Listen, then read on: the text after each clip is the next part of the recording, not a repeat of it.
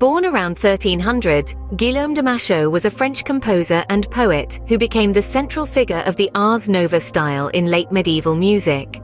His impact was so significant that modern musicologists use his death as a marker to distinguish between the Ars Nova and the subsequent Ars Subtilia movement. Regarded as the most influential French composer and poet of the 14th century, Machaut was a true pioneer, not only in France but across Europe. His work was so admired that it was imitated by other poets, including Geoffrey Chaucer and Eustache Deschamps, well into the 15th century. Machaut was one of the earliest European composers for whom we have substantial biographical information. He was instrumental in developing the motet and secular song forms, particularly the lai and the forms fixes, rondo, virelai and ballade. His Messe de Nostre is the earliest known complete setting of the ordinary of the Mass attributable to a single composer.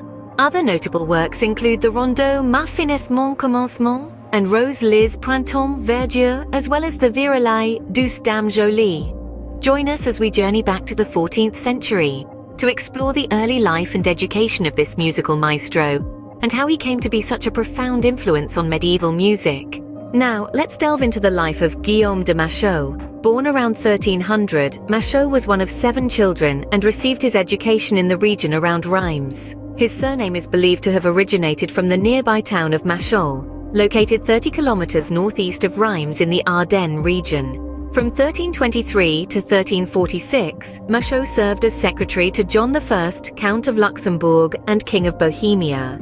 His duties often took him on various trips across Europe, many of them military expeditions. In 1337, Machaut became a canon and accompanied King John to Prague and other locations. He was later named the Canon of Verdun in 1330, Arras in 1332, and finally, Reims in 1337. By 1340, Machaut was living in Reims, having given up his other canonic posts at the behest of Pope Benedict XIV. Tragedy struck in 1346 when King John was killed in the Battle of Crécy. Despite the loss, Machaut's fame and talent kept him in high demand, and he entered the service of various aristocrats and rulers, including King John's daughter, Bonne, her sons Jean de Berry and Charles II of Navarre. Machaut was one of the fortunate survivors of the Black Death that ravaged Europe. He spent his later years in Reims, composing and overseeing the creation of his complete works manuscripts.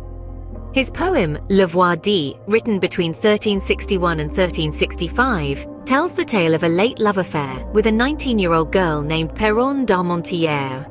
However, the truthfulness of this work as an autobiography is up for debate.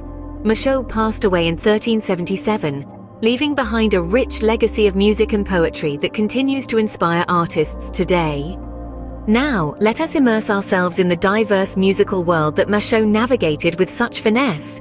His repertoire was varied, covering everything from intricate masses to concise songs. This variety, however, didn't dilute his signature touch. Machaut motifs can be identified across his works, irrespective of their genre. He was a musical maestro who flourished in the aftermath of the secular troubadour and trouvère song movements, as well as the Ars Antiqua church style. Musicologist Gilbert Rini highlighted that composers before Machaut typically specialized in either songs or church music. But Machaut transcended this boundary and excelled in both domains. It's worth noting, however, that he didn't produce many liturgical church pieces. Besides his Mass, Hocatus David, and a few Latin motets, Machaut's surviving work is predominantly secular. Yet his proficiency in both secular and sacred Western music remains unparalleled, with only Adam de la Halle preceding him in this respect. Machaut's musical mastery continues to resonate through the ages, reminding us of his remarkable talent and creativity. Our exploration of Machaut's musical genius wouldn't be complete without delving into his secular works. His lyrics, predominantly centered around courtly love, were a testament to his time and the societal norms. But what truly set him apart was his ability to commemorate specific events through his compositions, as seen in the work Bone Pastor, a piece that stands out in his repertoire. Predominantly, Machaut composed in 5 genres. These included the lai, the virelai, the motet, the ballade, and the rondeau. Within these genres, he perfectly balanced sticking to the basic forms fixes while also employing creative text setting and cadences. A fine example of this is how most rondo phrases end with a long melisma on the penultimate syllable, but in some of his rondeaux like Puisqu'on oublie, they are mostly syllabic. His motets, on the other hand, often contain sacred texts in the tenor, such as in Corda mesto cantando Hellas, por cui virent libera me. Interestingly, the top two voices in these compositions sang secular French texts, creating a harmonious blend of sacred and secular.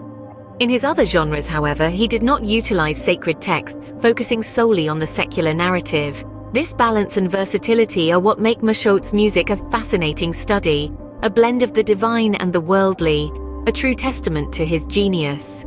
From the secular, we shift our focus to the sacred. Among Machaut's most revered works is his Messe de Nostre, or Mass of Our Lady. Composed in the early 1360s, it was likely intended for Reims Cathedral. While not the first cyclic Mass, it was the first to be conceived as a unit by a single composer. This Mass shares many stylistic features with the earlier Tournée Mass, including textless interludes. However, whether Machaut's Mass is indeed cyclic remains a topic of debate among musicologists. Two distinct modes are used in the Mass, one for the Kyrie, Gloria and Credo, and another for the Sanctus, Agnus and Ite Missa Est, indicating that it does not hold a tonal center throughout the entire work. There's no extended melodic theme that clearly runs through all the movements, and the Mass does not use the parody technique. Evidence suggests that this Mass was not composed in one creative act, but rather assembled over time. Regardless of these points of contention, the Mass is stylistically consistent, and all the chosen chants celebrate Mary, the mother of Jesus. This, along with the possibility that the piece was written or assembled for a specific celebration, adds weight to the claim that the Mass is cyclic. While it was once widely accepted that the piece was intended for the coronation of Charles V, modern scholarship finds this unlikely. However, the intention for the piece to be performed as one entire Mass setting makes the Messe de Nostre a seminal work in the history of music, and a testament to Machaut's genius in the realm of sacred music. Before we delve into Machaut's poetic prowess, let's take a moment to appreciate the unspoken melodies in his lyrical creations. Machaut's lyric output is indeed vast, with around 400 poems including ballades, rondeaux, virelais, laïs, complaintes, and chansons royales. He was instrumental in perfecting and codifying these fixed forms of French poetry. Many of his lyrics are embedded within his narrative poems, or dits, like Le Remède de Fortune and Le Voix dit. Interestingly, the majority of his lyrics are not set to music. This suggests that Machaut often wrote the text before setting some to music, crafting unseen melodies with his words. Beyond his Latin motets of a religious nature, and some poems invoking the horrors of war and captivity, most of Machaut's lyric poems reflect the conventions of courtly love, expressing service to a lady and the poet's pleasure and pains. His mastery of elaborate rhyme schemes rendered him a precursor to the grands rhétoriqueurs of the 15th century. As we transition from his musical genius to his poetic prowess, let's remember that in Machaut's world, every word was a note, and every poem a song waiting to be heard. As we continue our journey through the extraordinary world of Guillaume de Machaut, we now turn to his narrative poems, or dits. His work is filled with rich, complex narratives such as Le Remède de Fortune, Jugement du Roi de Béhaine, Dits du Lion, and Le Voix dit, among others. Each of these narratives is a tapestry of emotions, experiences, and events that Machaut masterfully weaves together.